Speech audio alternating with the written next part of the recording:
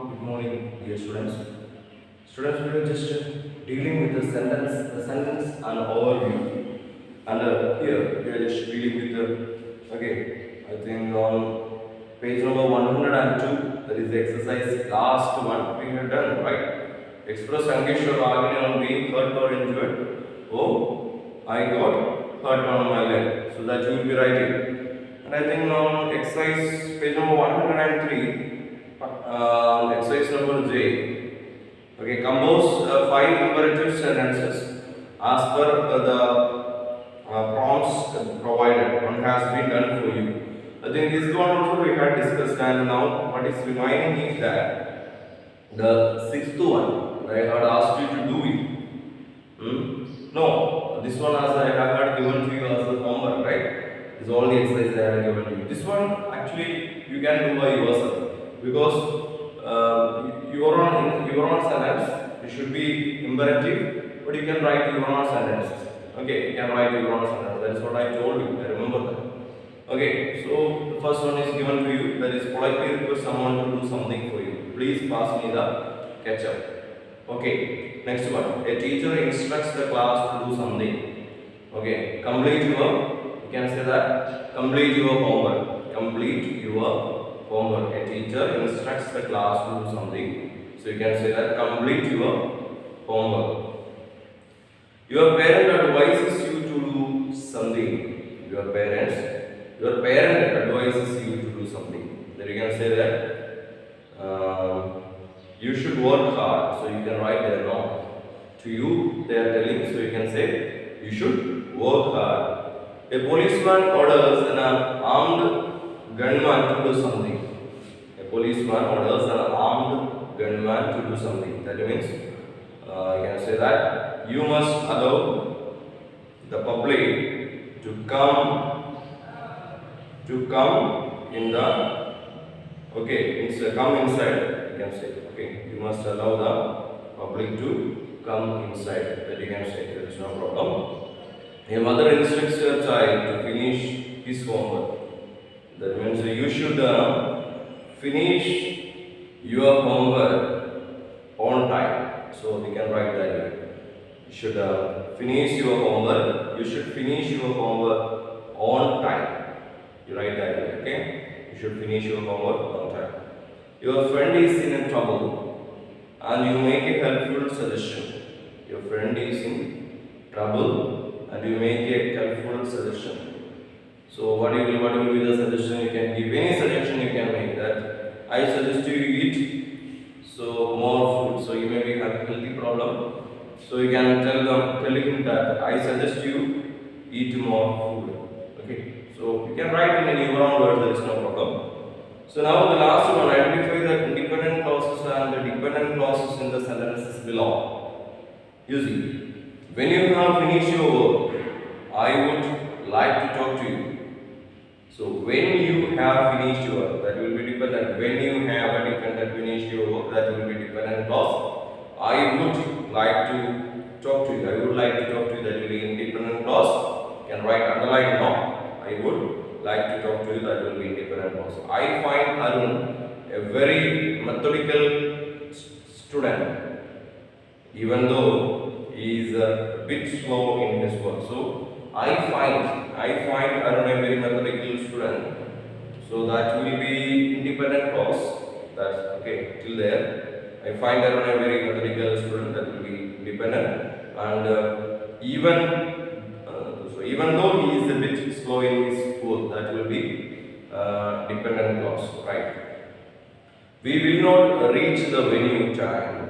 So we will not reach the venue in time if we spend so much time getting ready.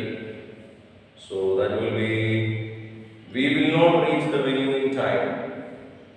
Okay, and if we spend so much time getting ready, that will be dependent clause. If we spend so much time getting ready, will be dependent clause. And we will not reach the venue in time, that will be independent clause. Then, since the time you advised me, I have been consciously watching my teeth. See, my diet. Okay. Since the time you advise me, since the time dependent clause, no, since the time you advise me, that will be dependent clause, and I have been consciously watching my diet, that will be independent. My library book was under my desk where I had left it yesterday. My library book was under my desk, that will be independent clause, and where I had left it yesterday, that will be dependent clause. I cannot go ahead unless the chairman gives me the permission to do so. I cannot go ahead. That means I cannot go. So that will be independent clause unless the chairman gives me the permission to do so. That will be dependent clause unless the chairman gives me the permission to do so. That will be dependent clause. So that will be, then before leaving for school, she put some water in the bowl for her turtle. Before leaving for school. Before leaving for school, that will be dependent clause. And she put some water in the bowl for her turtle, that will be independent clause. She put some water in the bowl for her turtle, it will be independent clause. He cannot get this job as he is not qualified for it. He cannot get this job as he is not qualified for it. As he is not qualified for it will be dependent clause. He cannot get this job will be independent clause. That boy who is wearing a red jacket lives in England. That boy who is wearing a red jacket, that will be dependent clause. The boy lives in England will be independent clause. The boy lives in England will be independent clause. We can go to the party if we are invited. We can go to the party if we are invited will be dependent clause, and we can go to the party will be independent clause. Okay, so I think you might have understood these answers. You can just go through those answers, and I think now it's the time to move towards the idioms and the phrasal verbs. That is left writing. Idioms and phrasal verbs. So all of you can just take page number 156. Idioms and the phrasal verbs. Idioms and the phrasal verbs. Okay, phrasal verbs. Idioms and phrasal verbs. Right? I think you know this. Okay, what is idiom and what is phrasal verb? Right? Sorry, I will be phrasal verb. Okay. So you just need to understand here idioms and phrasal verbs. So only understand why this idiom. Idioms are, we can say, these are expressions. These are actually the expressions, but it is not having the meaning as same as the word meaning. Literally, we can't. Word meaning we can't take it. Okay. See that some words now we are putting together will be getting some word meaning. That is not the exact meaning of these idioms. That is what you need to understand. For example, so there are build castles in the air. So you can say salt of the earth. What you see? I will tell you some examples like here it is given now salt of the earth. So if you are saying that salt of the earth, if you take word by word the meaning, what is it? Salt, salt what and the earth salt of the earth. What does it mean? If you say that salt of the earth, it doesn't make any sense now. If you take word by word the meaning. So it is not the meaning that it is intended. The meaning is different. Idiom is conveying another meaning, not the word. It is not the word meaning here important for idioms, but all together is having another sense. That is what the idiom indicate. So you can just see the examples. Idiom is a phrase. An idiom is a phrase or an expression whose meaning established by custom and usage, and this meaning is established by custom and usage, and cannot be deduced from the meaning of the words it contains. So it cannot be deduced from the meaning of the words it contains. Okay, it cannot be reduced. So actually from the meaning of the words it contains, that is different. Okay, you can see that if someone says to you, so there are some words that remember that we can see later on.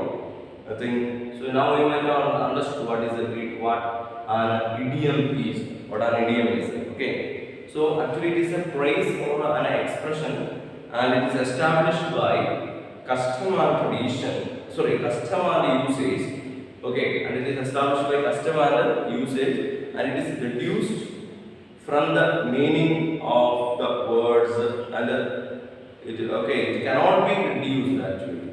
So that is what, no, it cannot be reduced from the meaning of the words it contains.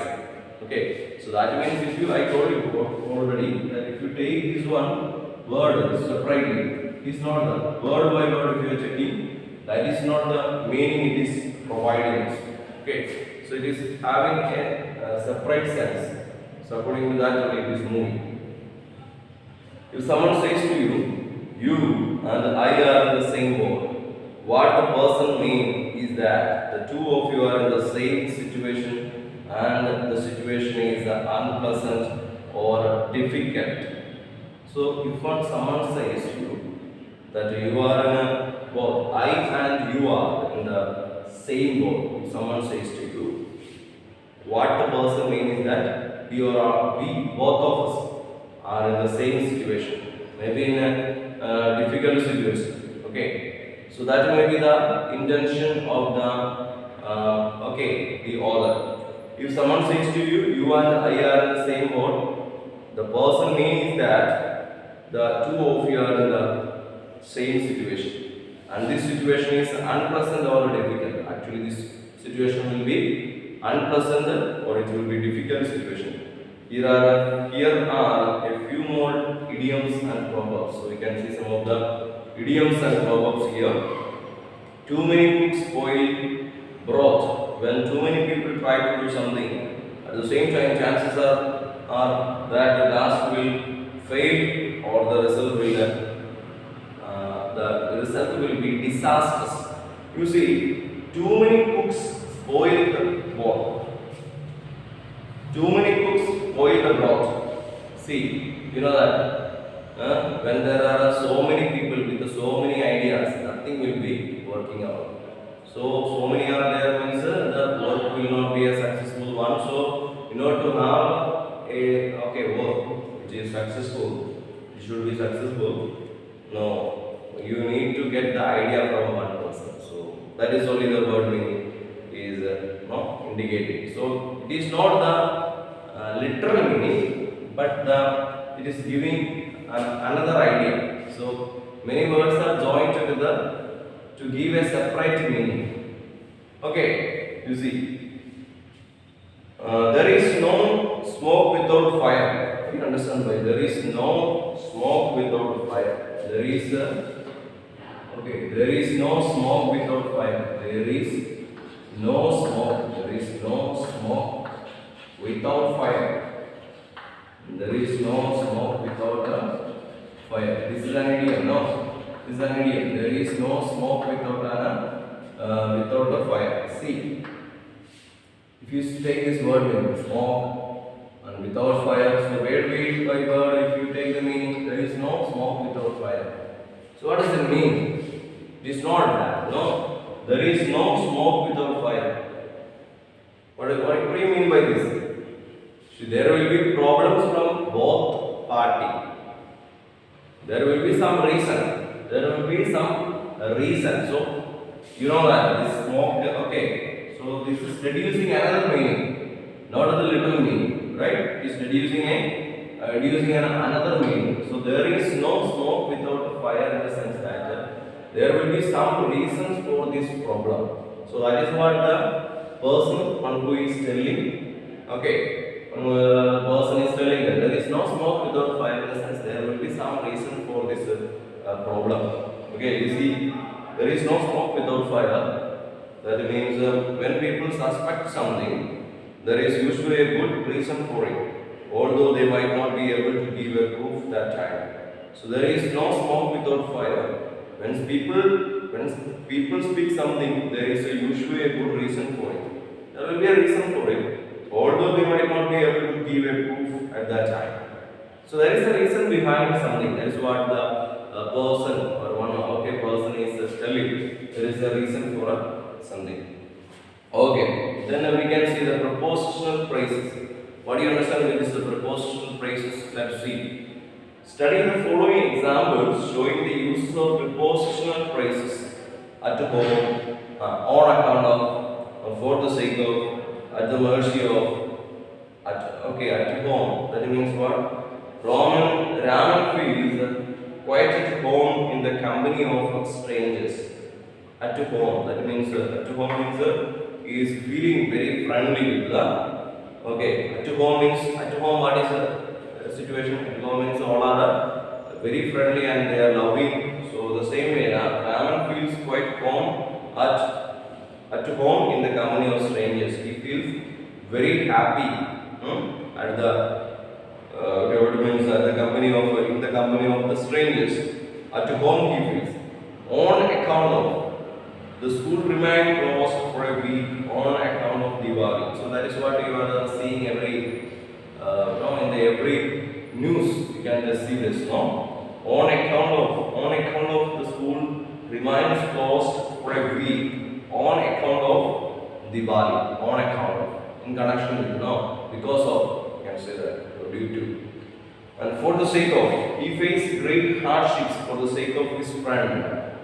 For the sake of, he faced great hardship. He had to face a lot of difficulty, hardship for the sake of his friend. He suffered a lot for the sake of his friend. Okay, you can see that. At the mercy of, the poor farmers were at the mercy of landowners during the drought. You see that also. At the mercy of, the poor farmers were at the mercy of the landowners during the drought. In common with, he has nothing in common with his brother. You see, he had, in common with, he has nothing in common with his brother. See, okay, this part you can just see that on the brink of. On the brink of, you can just see he has wasted away all his money. Now he is on the brink of ruin. Okay, so on the brink of, that you can see. Dear students, we are just continuing with this one. So that is on the brink of. He has wasted away all his money. Now he is on the brink of ruin. On the next one, okay. On the brink of. Brink means at the end of. It is about to now finish. Now that is the end part. On the brink of. That is another usage. On the brink of. He has wasted away all his money. Now he is on the brink of ruin. So he is on the brink of ruin. So next one is G. On behalf of. On behalf of, that is written here. Anil received the prize on behalf of his brother who couldn't attend the award ceremony. On behalf of. Anil received the prize on behalf of his brother who couldn't attend the award ceremony.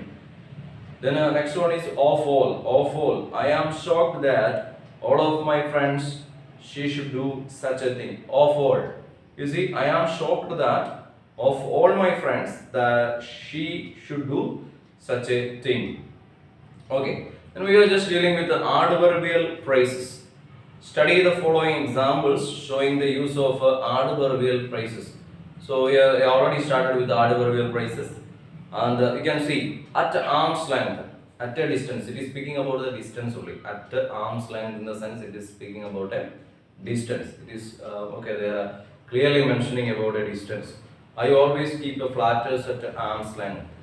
So at a distance, I keep, what does it mean? I always keep flatters at the arm's length. That means those who are just going on telling something flattery, I just keep a distance from them. That only it meant. I always keep the flatters at arm's length. That means I always keep a knowingly. I always keep a distance from those people who are always flattering. So that is what this is meant. And at the 11th hour, so at the last moment. So at the 11th hour, that is B. No, at the 11th hour, at the last moment, we had to change our plan at the 11th hour because of a sudden rain. At the 11th hour, so at the last moment. So we had to change our plan. So in the at the 11th hour because of a sudden rain. So at last we had to change our plan because of the sudden rain. So that is what the instruction is given at the 11th hour. So I think it is clear for you. Any doubt with regard to this part? The next one is the time and again. Time and again, I have reminded him time and again to be punctual. Time and again and again. I have reminded him and time and again to be punctual. I have told him again and again to be punctual always. That is it means.